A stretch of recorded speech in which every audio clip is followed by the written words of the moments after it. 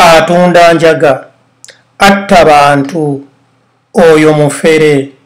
embwa eyo twagikyawa ye aliba alaba kaki olaba Gaddafi yafa akasajja ako kantama kalowooza nti ke kakyasoose okubeera ne ssente mu Uganda olaba boogera ku President Museveni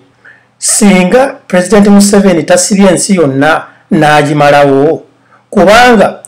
ko ka Bryan White buli omuntu akoogerako nga kamulumba kulwokuba kalina ssente nga kagula abasirikale mbu basibe oyo abeera akoogeddeko embwa eyo eriba eraba kaki alimba abantu nga bwe yali abeera eyitale nga tasobola nakulaga wadde ekifaananyi n'ekimu ng'ali yitale okay atulage ku visa oba yali afumyeko Uganda n'alinnya ennyonyi ng'egenda mu nsi za Europe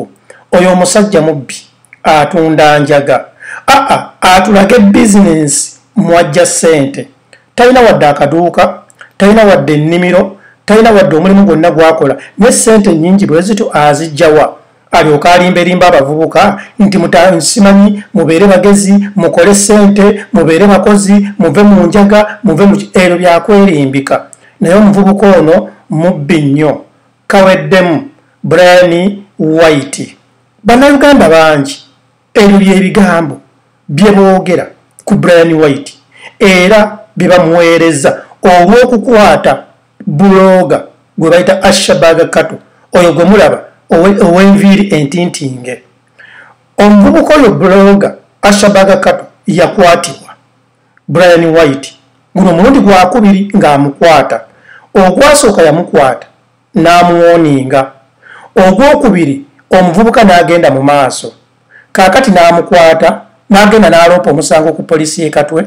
ne bagenda ne bakwata omuvubuka ono buloga ne bamugalira nga Bryan White ayagala amanye lwaki omuvubuka ono amutambulirako oba ayagala alage proof nti Bryan White mutunzi wa njaga nti Bryan White mussi w'abantu ayagala aleeta omuntu Bryan White gwe yali aguzizza ku njaga oba Bryan White omuntu gwe yattidde omuntu we kaakati nno abantu Katonda baataawa amagezi be bayita abantu abali awo ebintuntu ebidomola ne batandika akasajja ka Bryan White keeraga nnyo kalowooza nti ke kakyasoose okwogerwako kalowooza nti ke kakyasinze okubeera ne ssente effe twakatamwa dda simanyi kalifa ky'olumba olwo simanyi akasajja ako oba sikabbi oba sikatunzi kanjaga katulage ssente ze kaazijja bannange bannayuganda omuntu omugezi njagala owulirize ebigambo bino omuntu okubeera buloga is not a profession buli muntu yenna asobola okubeera buloga buli kasasiro yenna asobola okubeera buloga blogging terina kuŋŋunta nti waliwo essomero lye bagenda ne bayigirizamu abantu okubloginga teririyo yensonga lwaki Facebook eriko buli kika kya muntu kitegeeza nti buli muntu yenna ekintu kyateeka ku Facebook ye ku page ye oba ku Facebook ye trust me oba byateeka ku Twitter ku social media wonna bibeera bimuvunaanibwako direct olw'ensonga nti amateeka agaregulatinga social media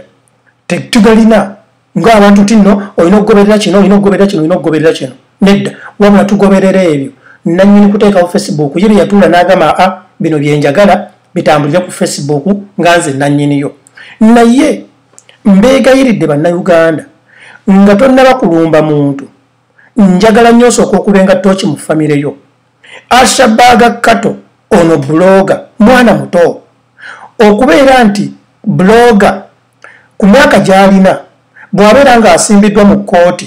olw'okubanga awandiise oba ayogedde ebigambo ebitatuukiridde kitegeeza aliko ekikyamu waliyo abantu abakaddiridde ku ma radio stations nga boogera naye nga tebamutwalangako mu kkomera naye ng'emyaka gye gyonna egy'obulamu egisinga obungi agimaze ku leediyo kitegeeza omuntu oyo akola ku leediyo emyaka egyo nga tafunye buzibu bwonna yatendekebwa amanyi okwogera ddi amanyi okwogera waayi amanyi okukozesa lwaki oba kitegeeza obudde obwennyini bwalina okukozesezaamu ekigambo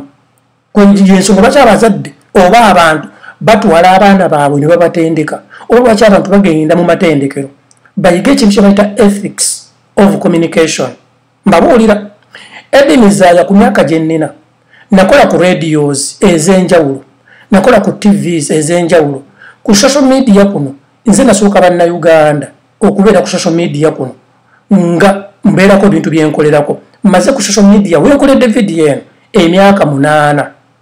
oba kiwuliriza tebantuuzangako mu bigambo tebantwalangako mu kkooti temuwulirangako nti Eddy MEZAYA bamunoonya yayogedde bino kitegeeza ebigambo mbikwata n'embisengejja n'embikolamu editing nga sinnaba kubiteeka mu public abasajja bali n'abakyala bawangalidde ku maledio ne ku matv abatafunanga bizibu kubeera summoned oba kukwatibwa olw'ebigambo bye boogedde kitegeeza bakozesa editing baediting ebigambo bye bagenda okwogera ku mpewo kuba ekigambo omala okukifulumya tekigenda kuddayo ekigambo kye tufulumya mu lulimi kiyinza okukusibya oba okukuleetera essanyu trust me nze kugambye ku myaka gye nnina nzize obulamu bwange bwonna buli mu byakwogera sitwalibwangako mu kkomera nti Eddy MEZAYA yayogedde ekigambo bwe kiti sibeerangako summoned nti Eddy MEZAYA yakoze ekintu yayogedde bw'ati n'abantu bangi nnyo abakaddi abasinga obukulu nga bakaddidde mu myaka nkugambe baade muki abasajja bakatolo bwamu abasajja ba patrico n'abalala naawe b'omanyi ba Dick Mulima Sempaka naye gwe Ashabaga Kato oli mwana muto Ashraf oli mwana muto nkubuulira okyanoonya kaaliyayo nga lwaki weeyingiza mu bintu byotojja kusobola famire yo tejja kusobola abantu bano ab'oku Facebook Ashabaga bakulimba owandiika ebintu n'oteeka ku Facebook ne bakuwaana nti okavumye balina ebigambo bye bakozesa gwe n'olowooza nti abantu abo bagenda kukutaasa tebajja kukuyamba bw'ofuna obuzibu maama wo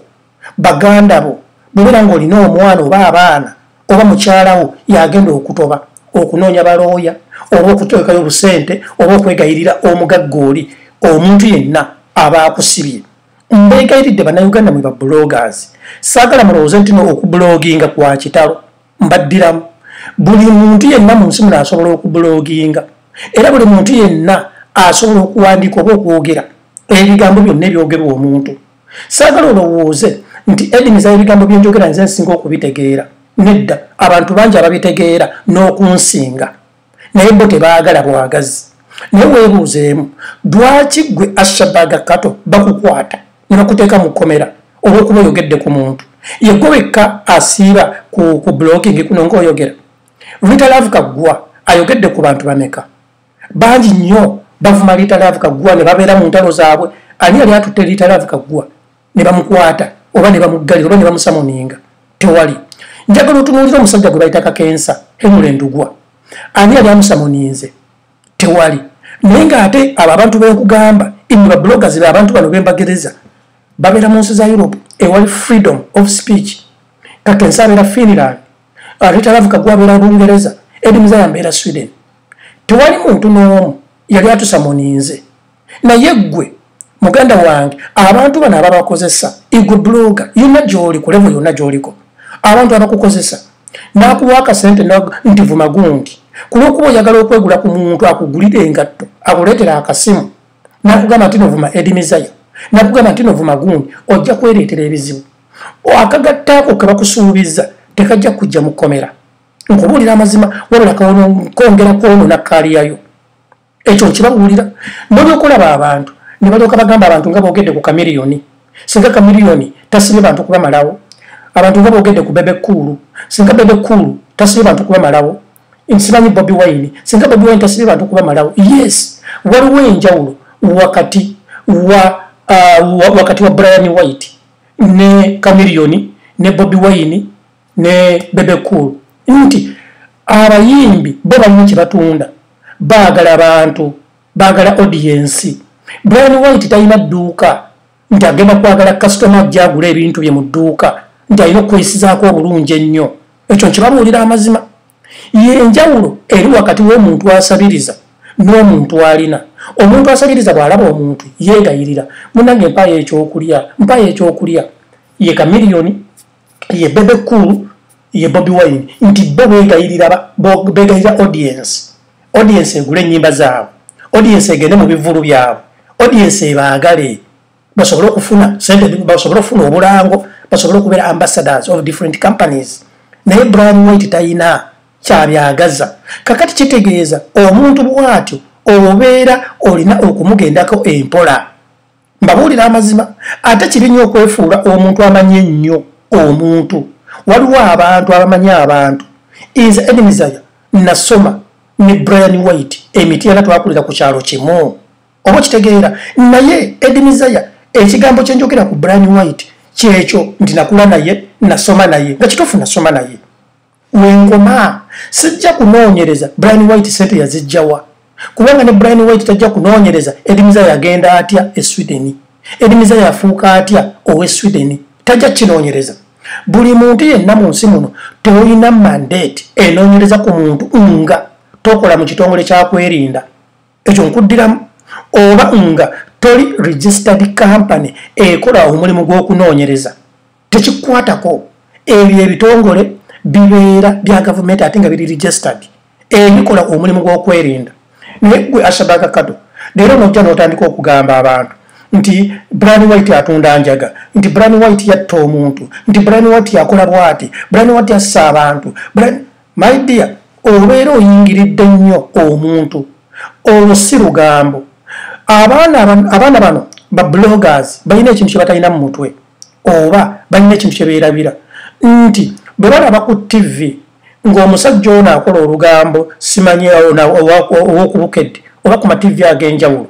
nga bakola olugambo kakati ku bayimbi oba nga boogera kalebule ku bayimbi kati ne blogger n'alowooza ajja kuwogera kalebule ku muyimbi naye nga tewaliwo a big difference nti radio station oba TV station oli kwakola kasuku kwakola oba seeguya ow'olugambo kubukedde nti eri registered ew'omusolo eyina looya whereby seeguya bw'anaafuna okukyankalana ne kamiliyoni era nga bwe byali looya wa kampuni nga New Vision ajja kuvaayo awolereze omukozi waabwe seeguya nga kamiliyoni amuloopye oba yajja kugenda looya ateekeyo omusango aloope kamiliyoni nga babadde basoowaganye. Ekyo kitegeeza seeguya tagenda kukozesa ssente ze, famire ya seeguya tegenda kubiyingiramu kuba tejja kukozesa wadde 10. Kampuni seeguya gy'akozesa amini gy'akolera yagenda okubeera ng'eyingidde mu bintu ebyo. Kati fe babloga ne tubyerabira. Bloga obeera singo obeera muntu omu ng'ekizibu kyonna kyonna ekikutuuseeko kituula ku bwongo obwo. Gw'olina okukwata ssente ogule baloya bw'obeera ng'ofunye ebizibu. Era bw'obeera ng'olina omuntu gw'osobaganye gwe you have to answer all the questions by yourself. Kyentegeeza kiri nti igwe blogger you are a single-handed man. Mbeegayiridde ebyo mubimanye nti tojja kweyisa nga seeguya bw'abeera ku TV n'akola olugambo ku muntu nti seeguya bw'anayogera ku Eddie MEZAYA nendompa seeguya looya wa New Vision yajja okuva yawolereze seeguya naye gwe muganda wange maama wajja kugenda atunda akateeke kabadde anywamu amata blaza wajja kugenda akwata akasente kabadde agenda okuweerezaamu abaana be basome school fees kubanga baagala okukununula ate n'abantu bano abasinga obungi bakozesa mmwe ba bloggers bakozesa abantu abamu abakola ku maradio ne mativi n'atamanya limits ze okugeza omwana ono Ashabaga Kato abadde 5 nnyo wa Bobi Wine era nga 5 wa Bobi Wine buli kintu kyonna 5 wa Bobi Wine avumya abantu olwa Bobi Wine ye promoter Bobi Wine n'ambeemu ku social media njagala mutegeere alwanye entalo ku lwa Bobi Wine omuvubuka ono okuva bamuteeka mu kkomera ani yagaba Bobi Wine ng'agenze mu kkomera okulaba ku mwana ono kyemwagala okuŋŋamba olunaku lwe baakwata Ashabaga Kato senga Bobi Wine yali ayagala omwana ono baleme kumusiba omwana tebaali mutadde nga Bobi Wine agenzeyo nga MP okumweyimirira MP abeera VIP ate era ne Bobi Wine yali badde asobola okugenda n'ayogera ne Bryan White namugamba nti muganda wange akayaye kate singa yali ayagala naye omwana bamututte mu kkomera abadde entalo zaali mu kulwana nno za Bobi Wine nti simanyi balowooza ba Firebase nti ono omwana Bryan White yajja kukozaawo Bobi Wine. Okay, buli muntu alina endowooza ye naye omuntu gwe mulwanirira imwe abalwaniridde atya njagala mutegeere abantu abawangaalira mu nsi muno ne beeyagala kambabuulire bateekamu amagezi mu buli kintu kye baagala okulowooza oba buli kintu kye bakola bateekamu okulowooza yensonga lwaki olaba taata we yasobola okukukuza oba okukuzaala oba taata we yatuuka ku myaka gy'alina osobola okutuula ne maama wo naggamba nze tebansibangako kyokka nga ye maama wo osobola okutuula ne taata oba ne jjajjaawo naggamba nze sigendangako mu kkomera oba ontegeera bulungi naye ng'ate ali bulungi yasobola okukuzaala nakkuza naye gwe ku myaka gy'olina ogende mu kkomera olw'okuba oyogedde ebigambo. It is a very bad reputation. Obeera olimitinga chances zo kubanga ebintu bino olabayo bw'ovuma Bryan White leero n'enkya n'omuvuma naluli n'omuvuma naluli n'omuvuma ate ng'ebintu by'omwogerako bisobola okumuleetera obuzibu ne bamusiba obulamu bwe bwonna singa obeera nga oluusi olaze obukakafu nti omusajja muyaga ensi yonna teyagala bantu badiiringa mu njaga basiba babakwata ku kisaawe entebe bwe bava n'ogamba nti omusajja muyaga bwe bamukwata ne bamuteeka mu kkomera. Kakati mmwe bannayuganda bagamba Bryan White yakoze bubi okusiba Ashabaga Kato bwe bakwata Bryan White ne bamugamba baatugambye otunda njaga gituleetere gy'ogitunda nga Bryan White oluusi talinaayo ennaku ezo zonna zonna bajja kumusiba bajja kugula balooya nga bwakyayingira mu loosi bwetyo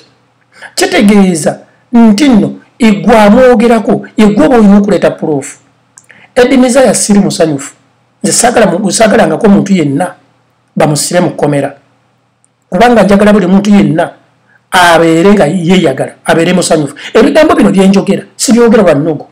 abamu bayinza okuddayo ne bagamba nti Eddy MEZAYA alina ennogo nedda njagala abaana bano ba bloggers babeere balambulukufu nti one Lwitalavuka gwa alina ssente zaalya yeeyagala ali bulungi teri muntu n'omu yali amuwaabidde ku poliisi nti yamwogeddeko kalibule. Ono musajja ono bamuyitaani Kakensa Henry Ndugwa owa Finland alina ssente zaalya teri muntu yali amusamuniiza nti Kakensa Henry Ndugwa yanjogeddeko bw'ati. Kitegeeza Lwitalavuka gwa ne Kakensa baali badde be bantu nambemu okwogera ku bantu kalebule kubanga tebalina kye beeguya balina kye balya bali bulungi babeera Bulaaya. Naye ggwe muganda wange okyapanga ekyokulya okyayagala obuyambi ku muntu yenna kuba oli mwana muto naye ate otandise kuwalalira bantu. Omuntu asobola okukola emikwano noba ng'oli mukwano gwa Bobi Wine naye nga tolina muntu yenna mulala gw'ovumye ku lwa Bobi Wine ekyo nkibabuulira amazima. Njagala mutunulire omusajja gwe bayita Buchaman yabeera ne Bobi Wine emyaka egisukka 10. Bobi Wine ne Buchaman kabwanango tebaagala buli muntu kwerabako ekyo njagala mukimanye. Njagala mujjukire mu campaigns waliwo omusajja yagamba nti baamwasa simanyi baamwasa amagi mutakyasobola kuzaala oba kitegeera mu campaign za Bobi Wine. Naye weebuuzeemu oli gw'otuukira okubeera nti ofuuka omulema mwana wa nnyoko mbuuza bubuuza mwana wa nnyoko. Abavubuka bangi babasibye mu makomera ng'omuntu gw'olwanirira tajja na kukujja mu kkomera ng'omuntu gw'olwanirira tajja kugulira baana bo mmere ng'omuntu gw'olwanirira kwegamba ogenda kuteeka maziga nnaku ku bazadde bo kubanga omwana waabwe bamwagala abeere nga yeeyagala ne bakusibye. Nziramu bangi bagamba nti Pulezidenti Museveni ayogeddwako abantu bangi naye nga talina gwe yali asibye. Pulezidenti Museveni yasiba Stella Nyanzi naye ekibuuzo kye mbuuza mu myaka ekyo kyonna Pulezidenti Museveni gy'afugidde Uganda Stella Nyanzi yali asoose okwogera ku pulezidenti ansi eriemu nedda. Stella Nyanzi yava ku mulamwa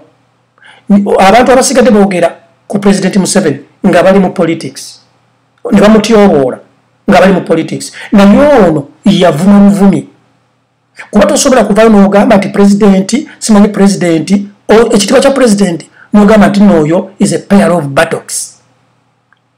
mu Uganda nti oyo matako butako obeera okyobodde ekitiibwa ky'omukulembeze w'eggwanga. Yensonga lwaki kuolwo pulezidenti naye yanyiika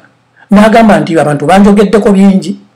balibo abanjogerako bayita mu bintu bya bufuzi ne bantyoboola ne bakola biki ne bakola biki naye onanvumye n'anyiigera n'amukwata n'amusiba oba kitegeera. Kaakati omuvubuka ono Bryan White kituufu bangi bamwogerako ba Eddy MEZAYA tumwogerako naye ng'omwogeddeko mu aspect ki lwaki olingiriza munno leero n'omuddako enkya n'omuddako luli n'omuddako baakugula n'omulemesa ensi n'okwatagana n'abantu abaliko mikwano gye ne bakyawagana. Eggwe olowooza omuntu akyayo omuntu alina kyayinza okumwogerako ekirungi nti oyo mumanyi akabanango. Waliwo abantu bo Katonda byateeka mu nsi nga baliwo okutambulira ku bantu, baliwo okukwata nsawo z'abagagga gy'obeera bo tebaagala gaggawala, baliwo okwogera ku mannya g'abantu gy'obeera bo tebaagala kuboogerako. N'ekintu ekirala kye njagala mumanyi nti kibi nnyo okukozesebwa nti genda ovume gundi. Ate kibi nnyo okulowooza nti ojja kukola erinnya mu kuvuma abantu. Ensi egenda na mikwano. EDDY MEZAYA ntuuse ku birungi byendiko lwakuba sirina muntu n'omu gwe nali ntyobodde. Kambagereze nze EDDY MEZAYA buli lwe ngenda e Uganda mbeera mu mikwano gyange, mbeera n'emikwano gyange. Tewali n'omu yali avuddeyo n'agamba nti EDDY MEZAYA wanjogerako kino kakkuba oluyi. Oba ntegeera bulungi. Naate waliwo bannaffe ba bloggers abalowooza nti bafuuse abaakabye ennyo okusinga zi TV, okusinga abantu bonna abakoze ku maledi, oba abalowooza nti be basoose okubeera e Bulaaya oba okubeera ku social media, which is not true. N'olaba omuntu nga blogger naye nga tasobola kulinnya kigere kutuuka Uganda olw'ebigambo by'ayogedde. Lwaki ebigambo by'oyogera bikuleetera ebizibu nga toli mwana muto? Ashabaga kato ndi ku ggwe. Lwaki ebigambo by'oyogera bikuleetera obuzibu? Kaakati ggwe blogger ayogera ku bantu ne batuuka okukusamoninga emyaka gyo gigeraageranye kujja Abe Mukiibi aludde ku leediyo emyaka egisukka 20, gigeraageranye ku Baddiiki Mulima Ssempaka, gigeraageranye ku Muzayika Tolubwama, ku Banva Nnungi, ku Bakayiba n'abalala ba Patrico. Weebuuzeemu lwaki ba Patrico abadde ku leediyo emyaka gyonna nga tebamuyitangako kuzza musango nga zizza omusango? Lwaki ggwe obeera emyaka 3, 5, 4 ng'oli ku social media abantu abakulira bali 3, 4 oba 10 ne bakozesa ensobi? Bannange muyige okukwata akasengejja, musengejja ebigambo bimugendanga okwogera mu bantu. Olulimi luno lusobola okukuleetera emmere ku mmeeza oba lusobola okukusibya. Nkuddiramu bwe banaakusiba abantu abakujubisa ku Facebook ne bonobeera ng'ofunyeeko abakazi ne bonobeera ng'ofunyeeko emikwano tebagenda kukuyamba. Nkukakasa omuntu agenda okukuyamba ali omu, maama wo bw'obeera ng'omulina, taata wo bw'obeera ng'omulina, baganda wo, mukyala wo n'abaana bo. Mbabuulidde ekigambo ekisembayo nti Bobi Wine ye yandibadde nnamba emu ng'awulidde nti Ashabaga Kato bamukutte, kubanga omwana oyo entalo zaaliwo mu kulwana wakati we Bryan White naye za Bobi Wine, za Bobi Wine. Nti omuvubuka ono Bryan White abantu abavubuka abazza ku saidi ye, kakati ne Bobi Wine abasika abazza ku saidi ye. Ashabaga Kato akolera Bobi Wine. Oba kitegeera mu buli ngeri naye asikazza abantu ku Firebase owa Bobi Wine. Yensonga lwaki ngamba nti Bobi Wine yali badde omuntu nnamba emu oba family ya Bobi Wine mwe bali badde omuntu nnamba emu bano ba EDDY yawe baani nti mumanyi omusajja ono tugende tumweyimirire? Tebandi musibye kubanga balina amannya. They are babayita baani ba senior citizens mu Uganda. Bobi Wine singa yageze kukomera tebali sibye mwana ono. Ne kati omwana omusajja wattu ali mu kulaajana, maama wavudde e Masaka, baganda be bagenze baguze lawyer center agenda kuzirya. Oba kitegeera naye ng'ekintu kiri ekintu kimu nti ebigambo byayogera tabisengezze. Ayagala alowooze nti nno Seeguya bw'akola olugambo ku TV n'alemera ku muntu nti naye ajja kukikola. Naye erabira nti nno Seeguya akolera kampuni eri registered, Seeguya akolera kampuni eriko lawyer, Seeguya alina kye bayita mpozzi endagaano bagiyita appointment letter nti Seeguya bw'anazza omusango bw'anaayogera ku muntu ne bamuloopa lawyer wa kampuni agenda omuwolereza. Naye ggwe muganda wange Ashabaga Kato oli munaku nga EDDY MEZAYA, manyi ennaku yo nga nze bwe namanyi ennaku yange. Igwe blogger yenna mbeegayiridde, blogging is not a profession. Tugezeeko okweyisanga abantu, tolemera ku muntu, too much of anything. Ne wano mu Sweden gyendi ne Bulaaya abantu bagamba freedom of speech aga Katonda mu ggulu. Nomala olemera ku muntu nga Ashabaga Kato bwe yakola ku Bryan oba bw'akola ku Bryan, trust me bakusiba ate n'otanga ssente empitirivu oba kitegeera kati nze wano nimala nemera ku muntu bwentyo nga sirina proof nga sirina source nkukakasa bansiba era ne bantanza. I tell you yensonga lwaki mbeegayiridde mufune akasengejja mujja kukaabya nnyo bazadde bammwe amaziga mujja kukaabya nnyo bakazi bammwe amaziga mujja kukaabya ab'eŋŋanda zammwe amaziga naye ng'ate abantu mwagala nti mwagala basanyusa mufuuke simanyi ba stars simanyi mufuuke ba celebrities nga bali eri baseka